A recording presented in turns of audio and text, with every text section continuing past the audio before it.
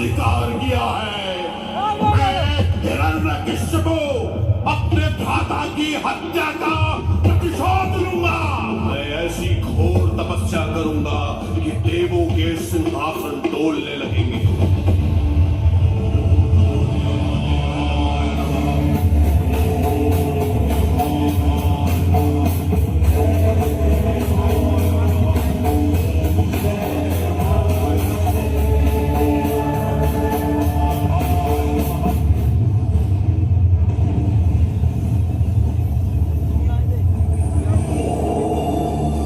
हिरण्यकश्यप, मैं तुम्हारी तप साधना से प्रसन्न हुआ।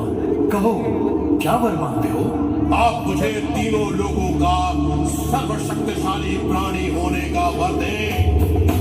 न देवता, न मनुष्य, न कोई पशु,